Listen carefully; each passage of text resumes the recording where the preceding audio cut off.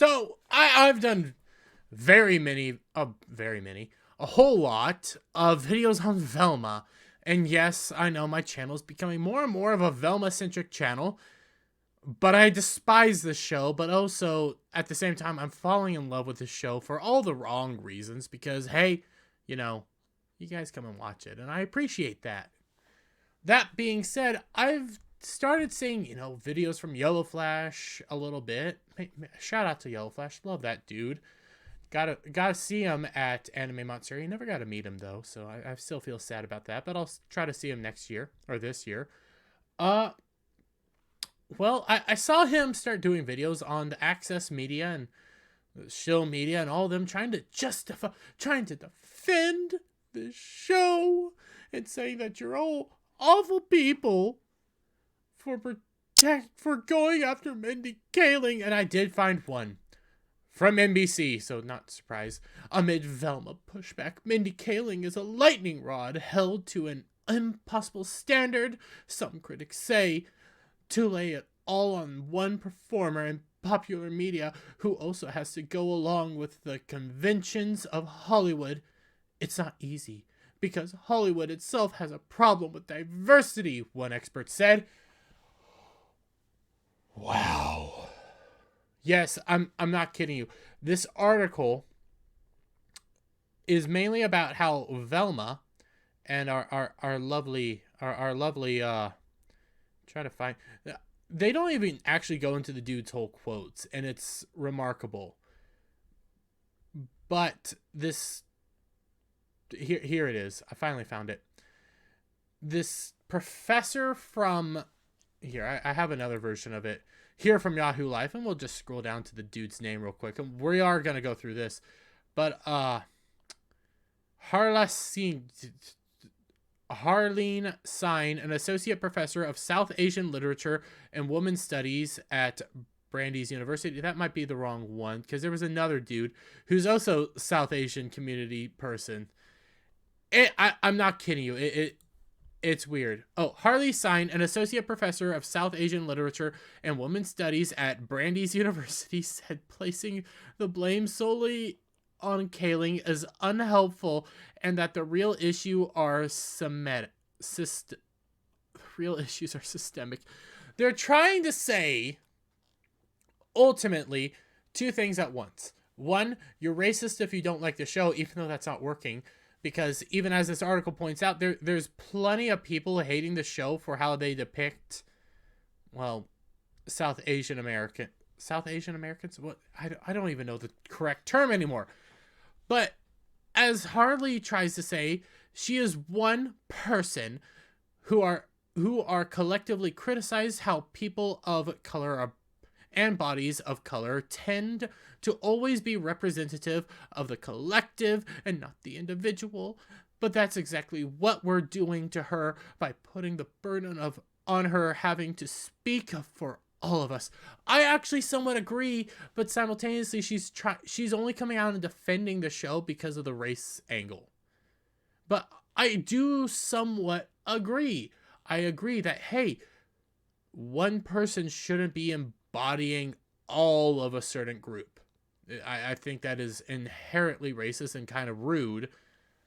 At the same time, this is not Velma. This is just Mindy Kaling. It's a self-insert of Mindy Kaling, and Mindy Kaling's just doing what Mindy Kaling wants to do. She's not actually trying to say, oh, I'm just an India girl. No, I'm just some random Indian girl, the name Velma. No, you're Mindy Kaling. So I take that as disingenuous.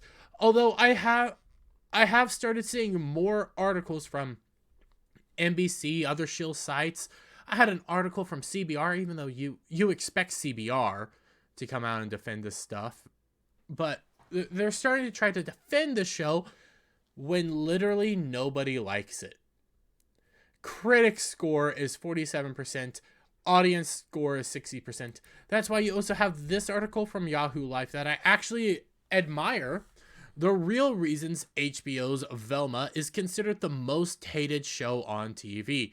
Third most hated show in history as of IMDb. The HBO Max's adult-oriented Scooby-Doo spin-off Velma show is getting ruthlessly slated by critics and fans alike. But why? Well, it's obvious why. It's really obvious why, and they do go down the racial avenues here as well.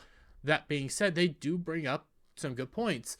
It off the rails. It's a little different dynamic than they had in the original cartoons, and that upsets some fans who really love the franchise, he says. And that comes from an NPR critic. NPR even acknowledges it. Hey, you're taking the original stuff that people really admired and you're destroying it. And this, what? We'll talk about, they have radical changes. Dagans believes Velma is being panned for not showing enough respect for the source material. We've said that a lot. The source material, just respect it. Goes off the rails. Solid vision for why the show shouldn't exist in the first place. It doesn't have a solid vision, is what he's trying to say.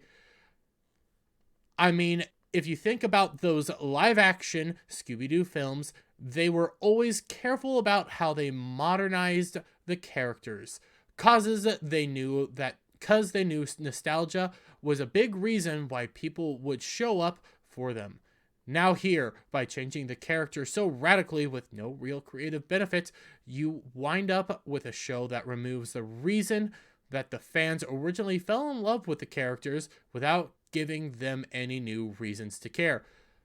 They also say, too adult, criticism from both sides, people calling it woke, people trying to say validation of white people and being too on the right.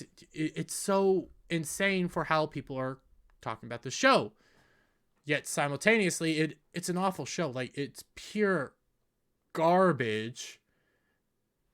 And I have no defense for this show. It shouldn't exist.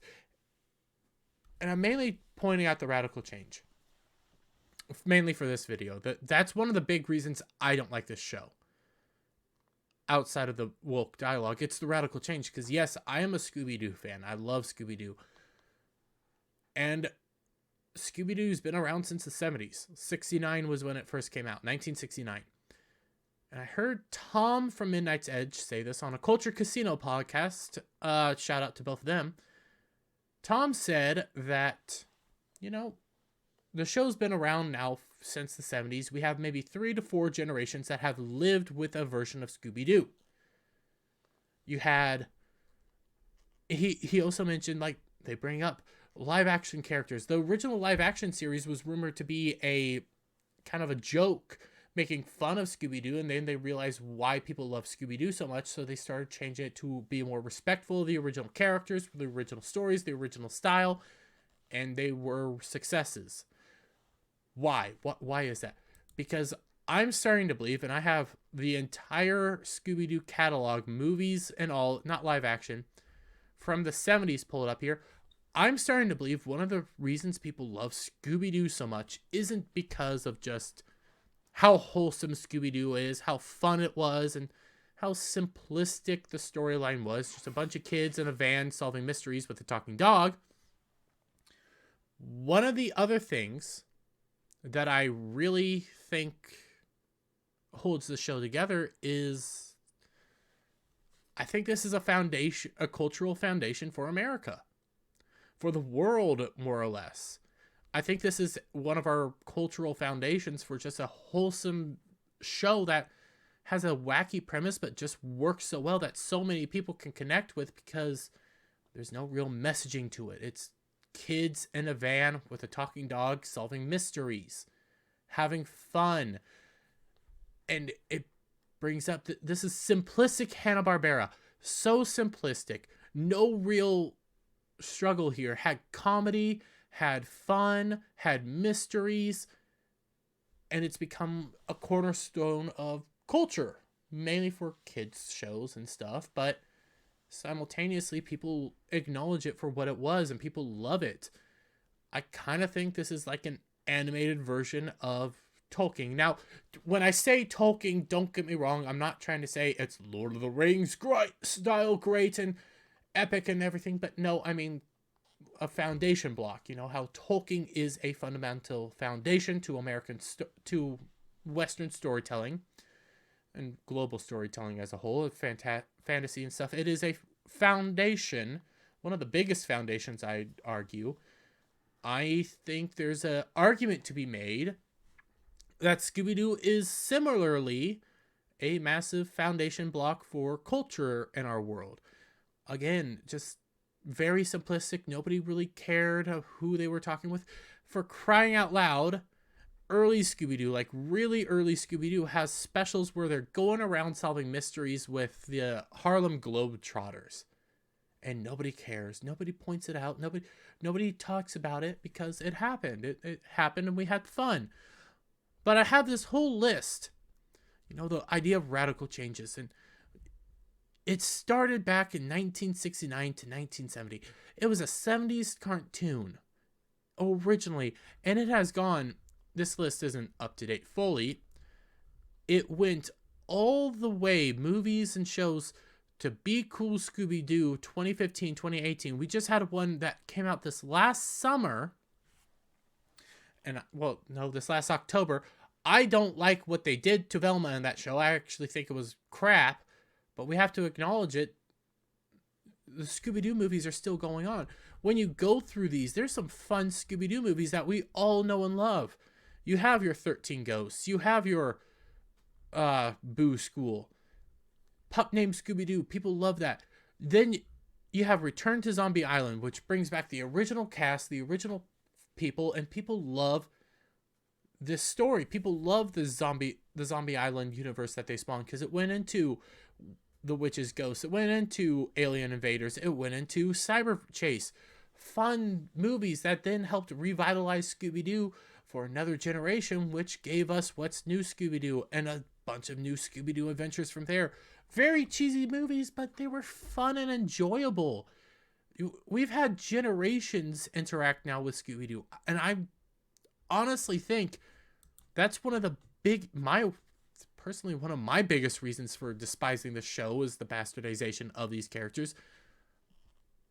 But that is one of the biggest reasons. Like, people are watching how they're interacting, and it's not our characters we grew to love. Daphne's not Daphne.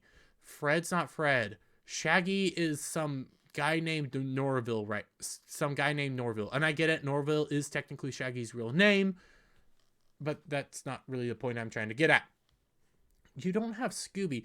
For crying out loud, what I know in one of these two articles I pointed it out. You don't have Scooby. It was this one. The new reboot of Scooby-Doo serves as the original story of Velma, who is a South Asian bisexual teenager girl. No, she's not. That's Mindy Kaling. Trying to solve a mystery of her mother's disappearance. No, that's Mindy Kaling. The series received underwhelming reviews from the reviewers and viewers. Critics gave the series 50% positive rating. No, it was a negative rating. And audience members gave it 6% on Rotten Tomatoes, which is a rotten rating. These were both rotten ratings. These were not positive, so don't try to spin that. Many users said they were disappointed that the show excluded Scooby-Doo. Scooby. That's one of the main points. Like, you're doing a Scooby-Doo origin story for Velma, but it's Mindy Kaling, and you don't have Scooby because you thought it was too childish to have a talking dog in an adult cartoon. Why? Family Guy does it. Arguably, Family Guy is a whole lot better. So why here? Because they knew what Scooby is. They knew what Scooby was. I don't believe they have it on this list, but I remember I think 2018, 2019, 2020, sometime around there, they had a unique movie that came out. It was another origin story for Scooby-Doo. Guess who was the person that brought the team together? Scooby. And most of the origin stories that I've ever seen, because they've done a couple of them. They did a live action one that only showed on Cartoon Network. That movie actually had 2 movies. I had criticisms for that. Mainly, Fred wasn't blonde. Like, I'm serious, Fred had brunette hair, and I had criticisms. Anyways, the unity of of the gang was always centered around Scooby, not Velma. This is not a Scooby-Doo show. This is Mindy Kaling's animated adventures, like I try to tell people. And when I do my reviews, I really do try to call them by their voice actors and not by the characters they say they are portraying, because Glenn Horton isn't, I think I said that wrong. Glenn is not Fred. Sam is not Norville, not Shaggy. And every time they call himself Shaggy, I scoff at it. Constance is not Daphne, and Mindy Kaling is not Velma. You don't have a good show here, and it's more so this first point than any other point you have in this thing. The radical changes. The radical changes are the problem. It encompasses, honestly, your first two. No, honestly, your first 3 points are your radical changes to the original team. I don't know what else to tell you. The show's crap, and primarily because you ruined a wholesome foundation of culture. But let me get your guys' thoughts down in the comments below. If you liked the video, give it a thumbs up, share it out with your friends, hit that subscribe button, hit that notification bell for every time I put out a new video and go live. And I'll see you guys on the next one. Bye for now.